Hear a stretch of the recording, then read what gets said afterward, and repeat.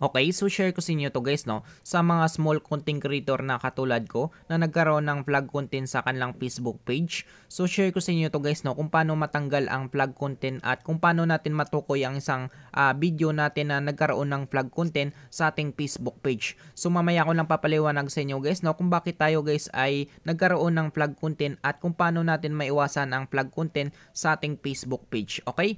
So ngayon guys ay simulan natin guys. So para makita natin guys or matanggal natin guys yung vlog content sa ating Facebook page ay pupunta lang tayo guys dito sa Facebook application natin guys. Ito siya guys no. So ngayon guys titignan natin guys yung video natin guys na nagkaroon ng vlog content guys. So click natin yung Facebook page, Facebook application natin. Yan. So wait lang guys no. Yan. So pagdating natin dito guys sa ating Facebook page guys. Yan. So kung makita nyo guys meron tayo ditong logo na parang analytics na ito guys. So pwede tayo makadirect dyan guys no. Or pwede rin tayo pumunta dito guys sa ating profile natin dito guys no. Yan. So pakita ko sa inyo guys no. So kung gusto nyo makita guys yung professional dashboard nyo guys. I-click lang natin guys yung ito guys no. So click lang natin yan. Yan. So nakadirect na tayo guys sa ating professional dashboard guys. So pwede rin tayo pumunta dito guys sa ating profile na ito guys. Yan. So makita rin natin dito guys yung professional dashboard natin guys.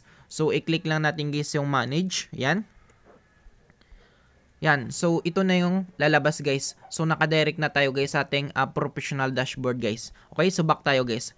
So ngayon guys ay shortcut tayo guys no. Pupunta tayo dito guys sa analytics natin dito guys or dito sa professional dashboard natin guys. So click natin 'yan para makita natin guys yung vlog content natin sa ating Facebook page. Yan. So nandito na tayo guys sa professional dashboard guys no. Makita natin dito guys yung performance natin. Yan. So kapag naka-receive kayo guys ng issue na ito guys or information na ito guys no. Ito guys sa next steps na ito guys no. Your page recommendation is at risk. Help fix content issue that could prevent your page from being suggested to people. So kapag nakatanggap kayo guys ng ganitong information guys, ibig sabihin guys, yung isa sa mga video nyo guys ay nagkaroon guys ng flag content guys. So para ma-fix natin guys or makita natin guys yung video natin na nagkaroon guys ng flag content guys, ay i-click natin guys itong learn more na ito guys. So click natin learn more na yan. Yan, so wait lang natin. So makita natin dito guys no, page recommendation guys. Yan, grow at risk. So ito guys no, basahin natin guys yung sinabi sa atin dito guys about sa ating vlog content guys. Grow at risk. We're still suggesting your page to new people but we notice vlog content that could mean we cannot recommend you anymore. So ganito na siya guys no. Kaya nagkaroon tayo guys ng vlog content dito guys sa ating Facebook page guys ay na-detect tayo guys ng AI guys or ng artificial intelligence guys ng Facebook guys. So kung makita nyo guys no, flag content guys, meron tayo ditong nakalagay na flag content at dito guys sa page has some violation, you have view first violation it happens. So review violation detail page to learn how you keep your good standing guys. Yan. So kung makita natin dito guys page quality natin, so check natin guys yung page quality natin guys no. Kung ano nangyari sa page quality natin guys. Yan. So kung makita nyo guys sa Facebook sa page quality natin guys, page has some issues guys. So meron tayo guys mga issue dito guys sa ating page guys. So dahil nga guys sa ating content guys or nagkaroon tayo guys ng flag content guys. So ibig sabihin guys ay meron tayong nalabag guys na community standard sa Facebook guys no. So back tayo guys. Yan, so para ma-fix natin guys yung ganitong issue guys sa ating Facebook page guys na flag content na ito guys, i-click lang natin guys yung manage content na ito guys no.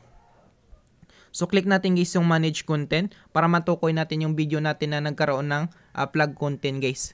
So meron sila ditong ni-recommend sa atin guys no.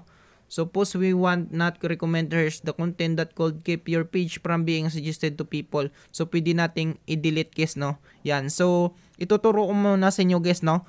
Kung sa tingin nyo guys yung video ninyo guys ay walang nalabag sa community standard, ay pwede nating i-appeal yan siya guys, no. So ituturo ko sa inyo mamaya guys, no.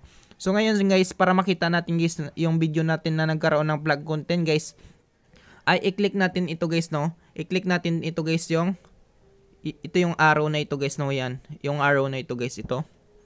Yan, created a post as the page that was flagged as unsafe. Yan, so click natin yan. So click natin para makita natin yung nalabag natin guys, na violation ng community standard ng Facebook. So kung makita niyo dito guys, no, this post may go against our guidelines on suggested content. So scroll natin pababa dito guys, no. Yan, so makikita natin dito guys yung video content natin guys na nagkaroon ng flag content guys. Yan, so ano bang dahilan guys, dahil bakit nagkaroon tayo guys ng flag content guys? So sabi nila dito guys, this post may show content that makes it harder to create a safe community. Common reason for this are discussion of self farm, mga ganyan. So hindi ko na siya basahin guys, no, baka magkano tayo guys, magka-violation tayo guys, no. Yan, so basta ganito yung reason guys daw guys, no, dahil nagkaroon daw tayo ng violation sa ating video content guys. Yan, so ito yung mga violation natin guys, or ito yung mga common reason guys. Yan, so dito guys, para ma-fix natin yung issue dito guys sa ating Facebook page guys, ay pwede nating i-click ito guys, no. Pwede nating i-click ito guys, yung take action na ito guys. Yan, so click natin guys yung take action. So sample guys, no. Yan, so makita niyo dito guys, no, meron ditong nire-recommend sa atin na i-delete yung post natin or yung video content natin guys. So sa atin guys, ay ituturo ko muna sa inyo guys, no, kung sa tingin niyo guys, ituturo ko muna sa inyo guys kung paano mag-report guys, no, or mag-appeal guys sa ating naging flag content guys na video content natin guys. Okay? So kung sa tingin niyo guys, yung video niyo guys ay wala kayong nalabag sa community standard ng Facebook guys, ay pwede niyo i-appeal ito guys, no. So ituturo ko sa inyo guys kung paano tayo mag-appeal guys, no, para pwede tayong mapagbigyan guys ng Facebook guys, ng Facebook team guys ng pagkakataon guys sa ating video guys, na alam naman niyo sa sarili niyo guys na yung video niyo guys ay walang nalabag sa community standard ng Facebook team guys. Okay? So back tayo guys. So ituturo ko sa inyo guys kung paano mag-appeal guys, no. So hindi muna natin siya i-delete guys, no.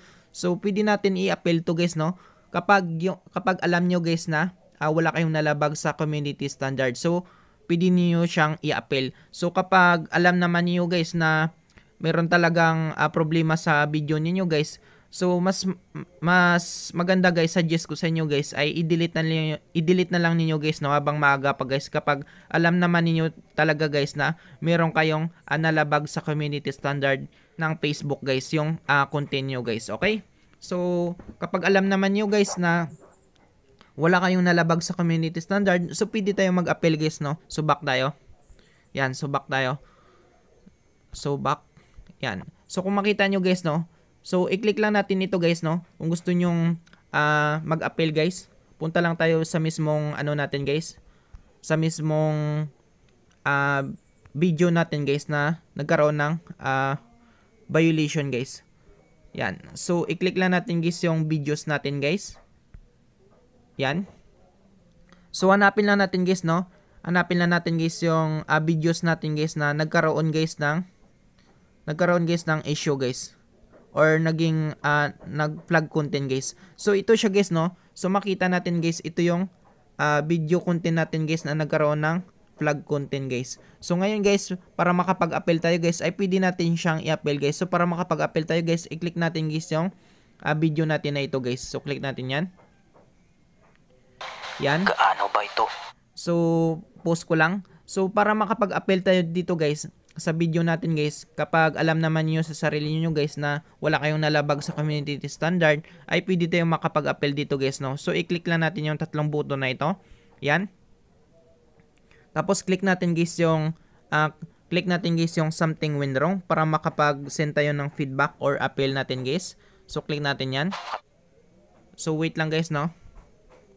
So click natin something went wrong. Yan. So pag click natin guys ng something went wrong guys, ay ito yung lalabas guys, no. Report a problem guys. So include complete logs and diagnostic in your report guys. So sabi na nga nila dito your information about your device. So kayo na lang magbasa dito guys, no. So shortcut natin guys, no. So click natin guys yung include in report guys para makapag send tayo guys ng appeal natin guys. So click natin include report. Yan. So nakalagay na dito guys, no, yung video content natin guys na nagkaroon ng flag content guys. So ngayon guys, dito guys meron na akong ginawa dito guys. Pwede niyo siyang gamitin or pwede kayo gumawa ng sarili nyong feedback guys, no, or yung appeal niyo guys. So nakakadepende naman yan guys, no, sa video niyo guys. So kayo lang bahala magpaliwanag guys, no. So example ko lang ito guys, no. Ito yung example ko guys. Yan. So ito lang yung example ko guys. Yan. So ito yung nilagay kong appeal guys. Hello Facebook team. Please check the content of my video content because I know that I have not violated any Facebook, any community standard. Yan. So lagay lang natin dito. Thanks Facebook team. Yan. So ganyan lang ilagay nyo guys, no. Ganyan lang ilagay nyo yung appeal guys na kung sa tingin niyo guys or alam nyo sa sarili nyo guys na yung video content nyo guys ay walang nalabag sa community standard ng Facebook guys. So pwede nyo siyang i-appeal guys, no. So kapag yung video naman nyo guys alam niyo sa sarili nyo na mayroon kayong nalabag, so mas mabuti na lang guys na mas maganda guys na i-delete na lang nyo guys, no, habang maaga guys para maiwasan natin yung mga problema natin guys, no, sa ating Facebook page guys. Okay? So kapag okay na yun siya guys, i-click lang natin guys yung send na ito guys. Yan. So back tayo guys. Yan. So pupunta tayo ulit guys sa ating professional dashboard guys, no. So click natin guys ulit. Yan. So punta tayo ulit guys sa learn more. Yan. Para makita natin or matukoy natin yung video natin na nagkaroon guys ng flag content guys. Okay? So i-click natin guys yung manage content na ito guys. Yan. So click natin yan para makita natin yung video natin. Tapos click natin ito guys, no, yung arrow na ito. Yan. So click natin yan. Yan. So ito yung video natin guys na nagkaroon ng flag content guys. So mas maganda dito guys ay kung alam niyo sa sarili niyo guys na nagkaroon kayo guys ng mali sa ginawa niyong video or meron nga talaga kayong nalabag sa community standard guys, ay mas maganda dito guys ay i-click lang natin guys yung take action na ito guys, no. Mas maganda dito guys ay i-delete natin guys, no. I-delete natin guys habang maaga pa guys. Okay? So ganun lang guys, no, para mawala guys yung flag content natin guys at maibalik guys yung page recommendation sa ating Facebook page guys. Okay? So kapag wala naman kayo guys na labag na violation guys, so sabi ko nga sa inyo guys, no, pwede kayong mag-appeal guys. Okay? So sa akin guys, alam ko sa sarili ko guys na or alam ko guys sa video content ko guys na meron na akong nalabag dito guys. Kasi yung video ko na ginawa na ito guys ay meron ditong clip na videos guys na parang ano siya guys, no, nakaka-shock siya guys or nakakagulat guys. So bawal pala yan siya guys sa Facebook or sa community standard guys ng Facebook guys. Okay? So ngayon guys, para maiwasan natin ang flag content sa ating Facebook page or sa ating Facebook profile, iwasan natin ang gumawa ng video content na naglalaman ng nudity, mga malalaswang content, fraud or scam. Bawal na bawal yan sa community standard ng Facebook. Bullying, isa sa mga ipinagbabawal ng Facebook pagdating sa paggawa ng video content. At yung mga nakakashock na content or mga nakakagulat na mga senaryo or masamang pangyayari na nagresulta sa trauma ng mga manonood. So bawal na bawal yan sa community standard ng Facebook guys. Okay? So mga violence guys, no, bawal yan sa community standard, sharing private image, mga ganon, bawal na bawal yan sa community standard ng Facebook. So dapat maging responsible tayo guys sa paggamit ng iba't ibang platform, hindi lang sa Facebook kundi sa lahat ng platform para maiwasan natin guys ang pagkakaroon ng violation sa ating Facebook account. Okay? So maraming salamat sa panonood guys, no. Sana makatulong sa inyo itong video tutorial natin guys. And God bless sa inyo guys, no.